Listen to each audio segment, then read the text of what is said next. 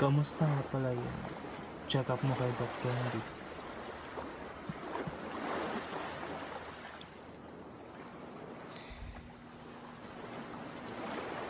Okay naman. Sabi ni Dr. Candy, basta masunurin ako sa gamot at bantayan natin ng maigi, may chance na mag-respond yung cancer cells. Tiis lang tayo. That's good. Mabuti yan.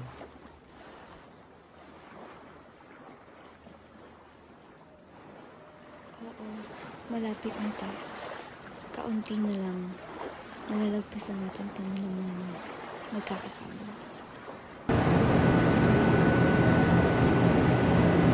Ma'am, alam mo ba, yung bata si Stella, parang dito lang siya nakapula sa ospital. Oo, Mari. Alam mo ba, naging close na ako sa kanya. Tapos, mabait siya, marespeto. Napaka-unfortunate talaga. And,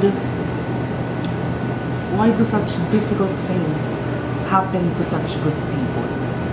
I don't get why. Parang yung lagi na lang yung mga mababait ang naghihirap. Anong resulta ng lahat niya? Tingnan mo. Diba, yung SpO2 niya, bumaba siya ng 88. And yung CO2 niya is tumaas din.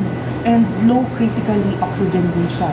And hindi ko na alam kung anong gagawin sa kanya. And alam mo ba, may rumor din na sasali din siya sa pageant.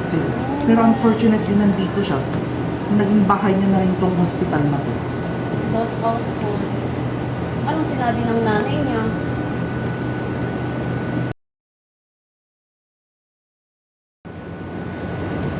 Mother, Stella, kang mabibigla sa mga sasabihin ko Stella, ito ang dahilan ng pagkahingal at pagkapagod mo.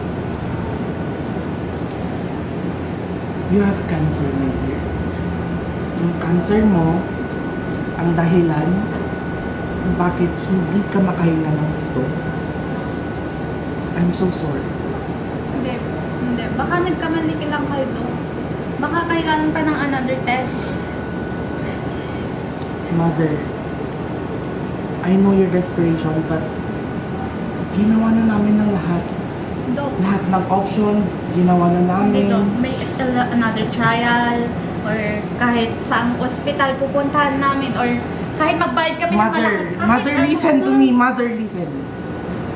Yung cancer niya is too aggressive. It's too widespread. And further treatment, I'm so sorry to say this. Baka hindi niya kaya ni Mother. I'm so sorry. Ginawa na po namin lahat. Sabihin wala na nakikita. Dok. Maawa ka sa anak ko.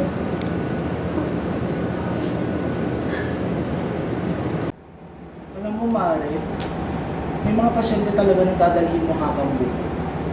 At isa na kong si Stella. And I can't explain kung gaano ko gustong pagalingin yung sakit niya. Ngayon, gets ko na. Talagang may hangganan ng medicine. And I wish that I could have done more for Stella.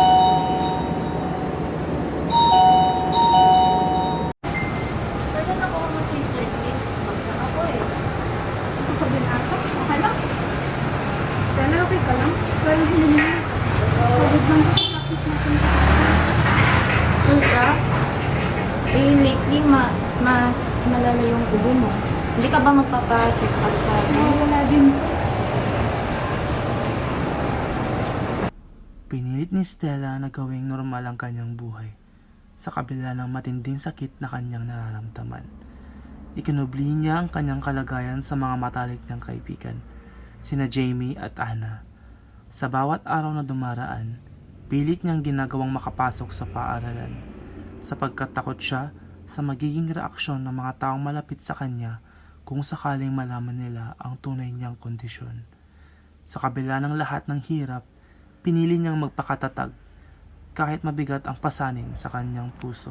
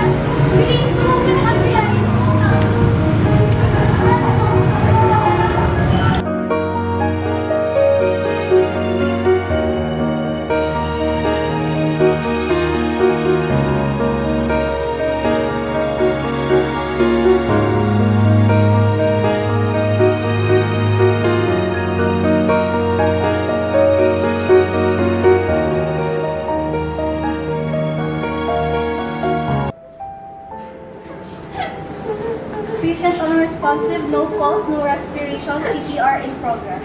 Oxygen saturation 0, pulse fixed and dilated. Stella?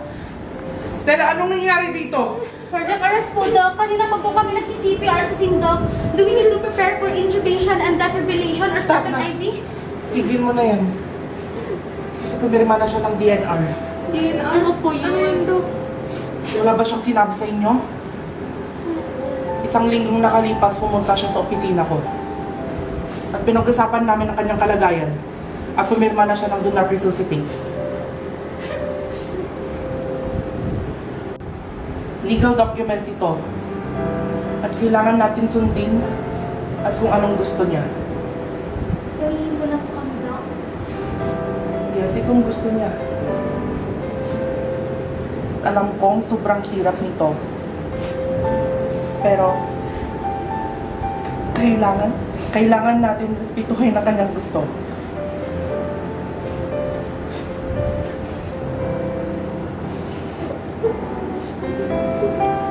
Action!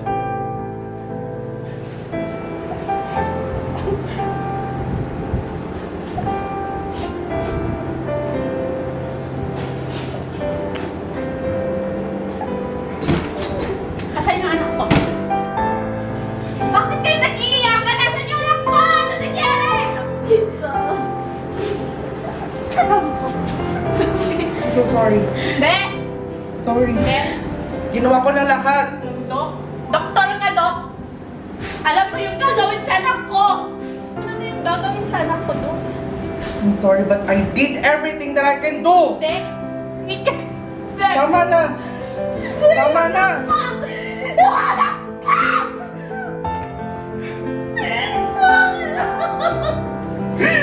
Kita lang anak ko. I'm sorry.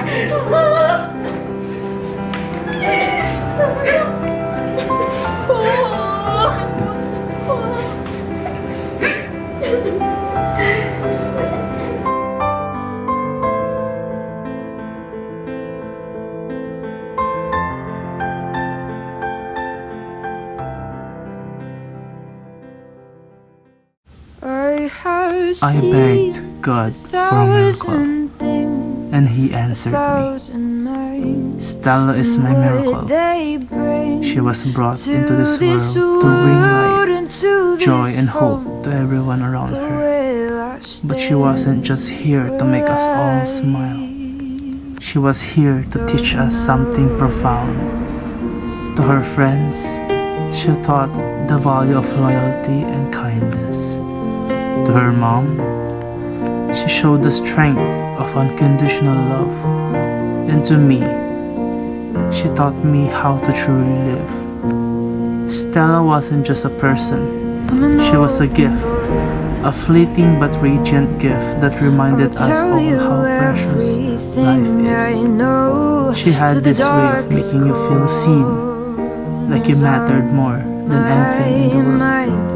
Even in her hardest moments, she carried herself with grace, with courage, with a quiet strength that left everyone in awe. I'll carry her lessons with me forever.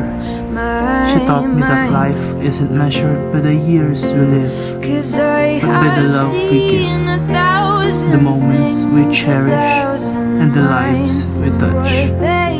Stella showed me how to believe in miracles, but the kind that change fate, but the kind that change hearts. She may not be here anymore, but her presence will never leave us. Her laughter echoes in our memories, her kindness lingers in our souls, and her love is like the wind. We can't see it, but we can feel it everywhere.